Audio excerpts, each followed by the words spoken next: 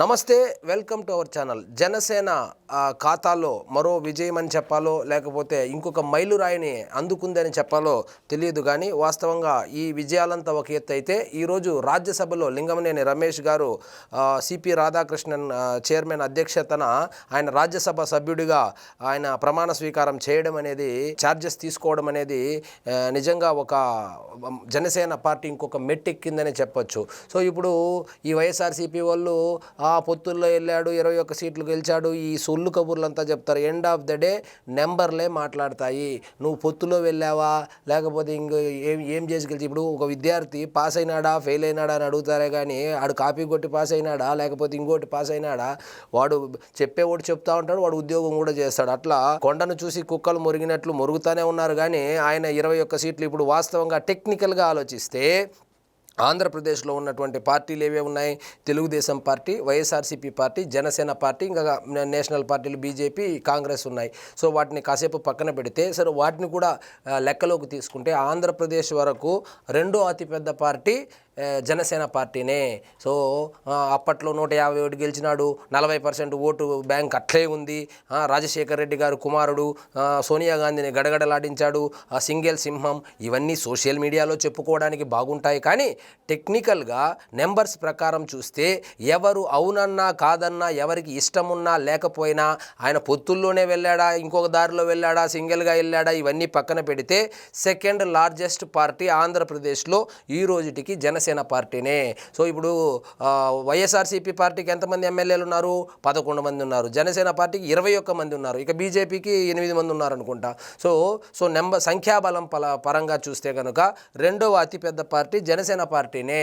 So ఇప్పుడు ఈ రెండు రాష్ట్రాల్లో, ఉభయ రాష్ట్రాల్లో కనుక తీసుకుంటే, సో ఇప్పుడు జనసేన పార్టీ సంఖ్యాబలం లోక్సభలో 2 ఉన్నారు, రాజ్యసభలో 1 ఉన్నారు, ఎమ్మెల్సీలు 2 ఉన్నారు, అదేవిధంగా ఎమ్మెల్యేలు 21 మంది ఉన్నారు. సో ఇప్పుడు బీఆర్ఎస్ పార్టీనే తీసుకోండి, లేకపోతే ఎంఐఎం పార్టీని తీసుకోండి. ఎంఐఎం పార్టీ ఎప్పుడు పెట్టారు? అప్పటి నుంచి ట్రై చేస్తే ఇప్పటికీ ఇప్పుడు రాజ్యసభలో ఎవరూ లేరు వాళ్ళకు. సో అదేవిధంగా బీఆర్ఎస్ పార్టీని తీసుకుంటే లోక్సభలో వాళ్ళకున్న సంఖ్య 0. సో వీళ్ళందరితో పోల్చుకుంటే జనసేన పార్టీ మంచి పొజిషన్లోనే ఉంది అని చెప్పచ్చు. సో ఇప్పుడు కాంగ్రెస్, బీజేపీని కాసేపు పక్కన పెడితే ఆంధ్రప్రదేశ్లో తెలుగుదేశం పార్టీ తర్వాత అతిపెద్ద పార్టీ జనసేన పార్టీనే. మీ ఓటింగ్ పర్సంటేజ్ ఏది ఉందో అది మడిచి బ్యాక్ ప్యాకెట్లో పెట్టుకోండి. సింగిల్గా రావాలి, లుంగి కట్టుకొని రావాలి, ఏమైనా సింగిల్గా వస్తే ఏమైనా పెళ్లి చేస్తారా ఏంది పవన్ కళ్యాణ్ గారికి? సో ఎన్నికలు అన్నాక వ్యూహాలు, ప్రతి వ్యూహాలు ఉంటాయి, ఎత్తులు ఉంటాయి, పై ఎత్తులు ఉంటాయి. ఎండ్ ఆఫ్ ద ఎలక్షన్ గెలవడం ఒక్కటే మార్గం. ఏమి చేసి గెలిచామని, ఒకప్పుడు కాంగ్రెస్ వాళ్ళు మొత్తం రిగ్గింగ్ చేసే గెలిచేవాళ్ళు. సో ఏమి చేసి గెలిచామనేది కాదు. సో పొత్తులు పెట్టుకోవడం అనేది ఎన్నికల ప్రక్రియలో ఒక భాగం. అదేమి అసాంఘిక కార్యక్రమం కాదు కదా.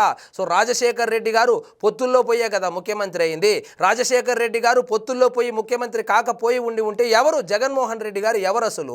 సో రాజశేఖర్ రెడ్డి గారు కొడుకుగానే కదా ఆయనకి పేరు వచ్చింది. మొదట్లో మళ్ళా పార్టీ పెట్టి మళ్ళా కాంగ్రెస్ అంతా లాక్కొని ఏదో చేశాడు అనుకోండి, అది వేరే విషయము. సో జగన్మోహన్ రెడ్డి గారి తండ్రి గారు పొత్తు పెట్టుకోకుండా ఉంటే, ఆయన ముఖ్యమంత్రి కాకుండా ఉంటే జగన్మోహన్ రెడ్డి గారు ఎవరు అసలు?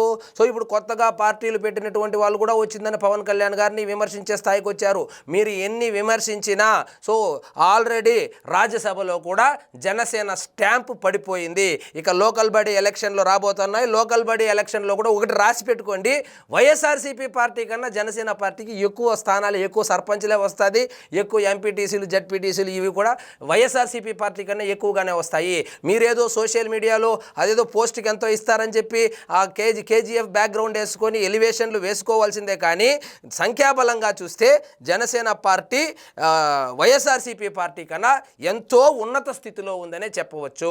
సో ఈ 3 సంవత్సరాలు అయిపోవస్తే మొత్తానికి రాజ్యసభలో కూడా మన వైఎస్ఆర్సీపీ పార్టీకి 0 అయిపోతుంది. వాళ్ళది డ్యూరేషన్ కూడా అయిపోతుంది, కాల పరిమితి అయిపోతుంది. కాబట్టి ఇప్పుడు ఉన్నటువంటి రాజ్యసభ వాళ్ళకి అప్పట్లో 0నే ఉండబోతుంది.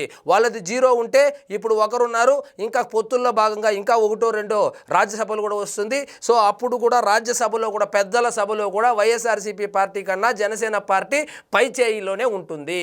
కాబట్టి సో ఢిల్లీలో అంతా మీరు పొత్తులు పెట్టుకొని గెలిచారా, ఏం పెట్టుకొని గెలిచారా అని అడగరు.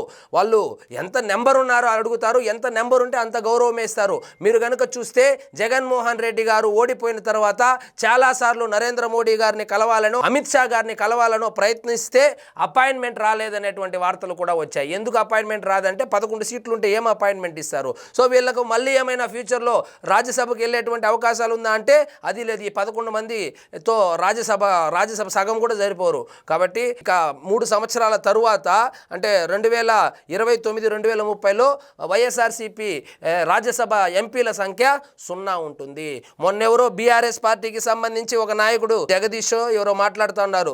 ఆయన జనసేన పార్టీని విమర్శిస్తున్నారు. జనసేన పార్టీకి లోక్సభలో 2 ఎంపీలు ఉన్నారు. బీఆర్ఎస్ పార్టీకి ఉన్నటువంటి సంఖ్య 0. ఒక ఉద్యమ పార్టీ 10 సంవత్సరాలు అధికారంలో ఉన్నటువంటి పార్టీ, అలాంటి పార్టీకి లోక్సభలో ఉన్నటువంటి ఎంపీల సంఖ్య 0. మీరు చెబుతున్నటువంటి పొత్తులతో పెట్టుకున్నాడో లేకపోతే ఆంధ్ర ఓడు మీరు కామెంట్ చేస్తూ ఉన్నటువంటి జనసేన పార్టీకి లోక్సభలో ఉన్నటువంటి ఎంపీల సంఖ్య 2. ఏదో టైం బాగాలేకుండా 2 అయింది కానీ లేకపోతే 3, 4 ఉండిండాలి. కాకపోతే కొన్ని రాజకీయ సమీకరణాల దృష్ట్యా ఎక్కువ సీట్లు తీసుకోలేదు కాబట్టి 2తో ఆగింది. లేకపోతే వైఎస్ఆర్సీపీ పార్టీ కన్నా జనసేన పార్టీకి లోక్సభలో ఎంపీలు కూడా ఎక్కువగానే ఉండేవాళ్ళు. సో అది సీఎం రమేష్ గారి ఖాతాలో వెళ్ళిపోవడంతో అది తగ్గిందే కానీ లేకపోతే ఎక్కువ ఎంపీ సీట్లు తీసుకుంటే ఎక్కువ ఎంపీలు కూడా ఉండేవాళ్ళు. కాబట్టి ఈ పవన్ కళ్యాణ్ గారు పొత్తు ఎందుకు పెట్టుకుంటారు? ఆయన బరాబర్ చెప్పేశాడు, నేను 2029లో కూడా పొత్తుల్లోనే వెళ్తాము, కూటమి పార్టీలు కలిసే పోటీ చేస్తాయని చెప్పి ఆయన బల్ల గుద్ది అసెంబ్లీ సాక్షిగానే చెప్పితే కూడా మళ్ళా ఒంటరిగా నేను రాను అని చెప్పేశాడు. సో మళ్ళా వచ్చి ఒంటరిగా రా, మాకు 40% ఉంది, మీకు 40% ఉన్నా 45% ఉన్నా అది లెక్కలోకి రాదు. సో రాజ్యాంగం ప్రకారము ఎన్నికల నియమావళి ప్రకారము ఎంతమంది ఎమ్మెల్యేలు ఉన్నారు, ఎంతమంది ఎంపీలు ఉన్నారు, ఎంతమంది రాజ్యసభ సభ్యులు ఉన్నారని అడుగుతారా కానీ మీకు ఎంత ఓటు పర్సెంటేజ్ వచ్చిందని ఎవ్వరూ అడగరు. ఇప్పుడు ఉదాహరణకు 35 మార్కులకు పాస్ అంటే 34.5 వచ్చింది, ఇంకొక 5 కలుపుతారా అని చెప్పి అడిగినంత చండాలంగా ఉంటుంది ఈ పర్సంటేజ్లు పోల్చుకుంటే. సో కాబట్టి మరి పొత్తు పెట్టుకోవాలంటే వైఎస్ఆర్సీపీ పార్టీతో కూడా పొత్తు పెట్టుకుంటాడు, ఆఖరికి కమ్యూనిస్టులు కూడా పొత్తు పెట్టుకోరు.